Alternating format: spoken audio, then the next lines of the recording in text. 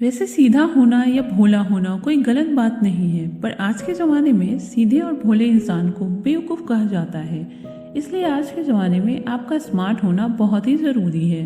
अब स्मार्ट होने का ये मतलब नहीं है कि आप दूसरों को नीचा दिखाओ या दूसरों का नुकसान करो या किसी का गलत तरीके से फ़ायदा उठाओ। आपको स्मार्ट बनना है क्योंकि आपका कोई गलत तरीके से फ़ायदा ना उठा सके और ना ही आपका कोई किसी भी तरीके से नुकसान कर सके।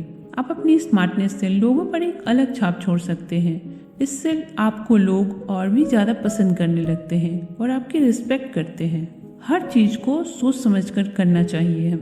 अक्सर हम अपने आप को तेज और स्मार्ट दिखाने के चक्कर में अपने कामों को जल्दबाजी में करने की कोशिश करते हैं और उसके बाद वो काम हमसे ठीक से हो नहीं पाता या हमारी वजह से वो काम पूरी तरह बिगड़ जाता है। और हाँ, अगर आप में सेल्फ कॉन्फिडेंस की कमी है तब भी काम बिगड़ने के चांसेस होते हैं। अगर किसी भी काम को करने से पहले हम यह सोच ले कि इस पर्टिकुलर काम को या चीज़ को करना कैसे है और किस तरह से उस काम को अच्छे ढंग से पूरा किया जा सकता है, अगर इन सब के बारे में हम पहले से ही सोच लें तो वो काम अच्छी तरीके से हो पाएगा और इससे आपका सेल्फ कॉन्फिडेंस भी बढ़ जाएगा। तो कहने का मतलब यह है कि किसी भी चीज़ को सोच समझकर करने से आप अपने आप ही स्मार्ट बन जाओगे। अगर पास्ट में आपसे कोई गलती हुई हो तो उस गलती पर पछताने से अच्छा है उस गलती से एक अच्छी सीख ली जाए। उस गलती को दोबारा मत दोहराओ। हर वक्त हर पल अपने आप को पहले से भी ज़्यादा बेहतर बनाने की कोशिश करो। इसके लिए आप उन चीज़ों को लिखो जिन चीज़ों में आप बाकियों के मुकाबले कमज़ोर हो। नहीं, मैं यहाँ पे दूसरों से कंपैरिजन की बात नहीं कर रही हूँ। आप दूसरों को देखो और उस चीज़ को सीखने की कोशिश करो और वो चीज़ आपके लिए इम्पोर्टेंट है तो हर दिन उस चीज़ की प्रैक्टिस करो और जब तक आपकी कमज़ोरी आपकी ताकत ना बन जाए तब तक उस चीज़ की प्रैक्टिस करते रहो। लोगों से सोच समझकर बात करो। सामने वाले व्यक्ति की बात खत्म होने के बाद ही उस पर रिएक्ट करो। बातचीत के दौरान अगर हो सके तो आप कम ही बोले और सामने वाले व्यक्ति को ज़्यादा से ज़्यादा सुने और जब उसकी बात खत्म हो जाए तब सोच समझकर आप अपनी बात को उसके सामने रखें। अगर कोई ज़रूरी बात हो तो आप उसके बारे में डिस्कस कर सकते हो, उनसे सलाह भी ले सकते हो। कहने का तात्पर्य यह है कि ज़्यादा बातें करके लोगों को बोर करने की जगह आप लोगों को सुने और उसके अनुसार अपनी बात को रखें। इससे आप स्मार्ट कहलाओगे और लोग आपसे बात करना भी पसंद करेंगे। जब भी आप किसी से मिलो तब आपका उस व्यक्ति पर अच्छा प्रभाव पड़ना चाहिए, इसलिए आप अपनी बॉडी लैंग्वेज को सही तरीके से रखो।